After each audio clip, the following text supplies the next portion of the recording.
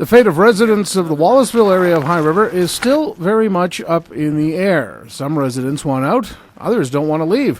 One of those is former councillor Jamie Kinghorn, who says he wants to stay but doesn't know what his next step is because the town is looking at the possibility of having the province declare it a floodplain and buying out residents, returning the area to its natural state. I'm sitting on a fence. I've done a ton of work to my house. We are fully prepared to rebuild the house because we're not on floodway. We're flood fringe, and under the policy, we were going to do what it took to do and qualify and do all those good things. Now we're sitting on the fence. We have no idea what to do. And we don't know when we're going to know what we're going to do. Another resident who's been left in limbo is Rachel Eskrick. She and her husband had just finished renovating what she calls her dream home when the flood hit. She says right now she just wants to know what's going to happen one way or the other. Some days we want to be back in here. Some days we just want them to make a decision. It's a disaster. The whole neighborhood's a disaster, and they're not making any decisions. So we thought we were going ahead like everybody else. They said they weren't offering any buyouts unless you're in a floodway. We're not in a floodway, so we went ahead. We've started doing these renovations again, and now they're telling us you might bulldoze the whole neighborhood. High River Mayor Craig Snodgrass says the town is exploring all their options at this time, something he says should have been done in the early stages of the recovery. What we're doing today, to be honest, should have been done 3 or 4 months ago to explore all options for that neighborhood, but it wasn't done. It was just, no, we're going to keep Wallaceville and that's it. For Eskrick, it's a case of too little too late.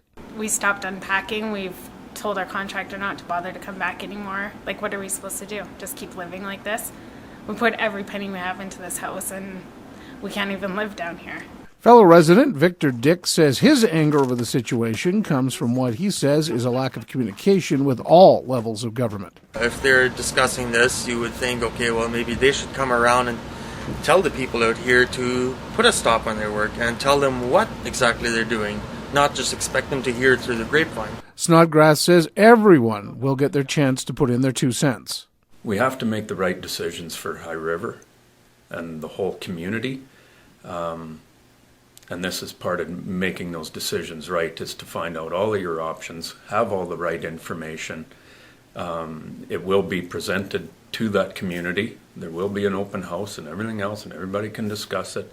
And then we'll make the final decision on how we're going to go. But right now, this option must be explored. High River's Associate Minister for Recovery and Reconstruction, Rick Fraser, says the province can't dictate what happens in Wallaceville and have to respond to what the town is doing. I mean, it's up for the town and up to them to make the decision on where they want to see Wallaceville wind up. And so as they have discussions with their residents and have discussions with us, we're just simply, open to that conversation. We're reviewing some of the ideas that they've put towards us.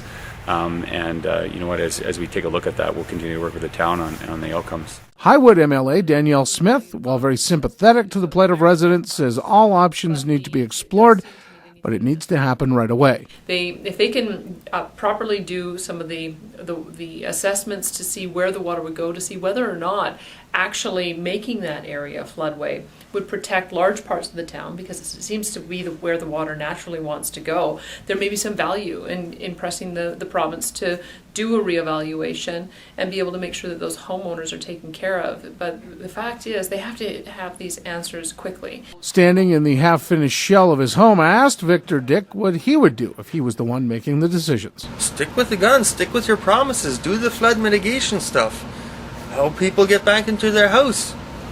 People have accepted at this point already what's going to happen. Just why keep changing the policy? Why do you want to keep giving people all this aggravation?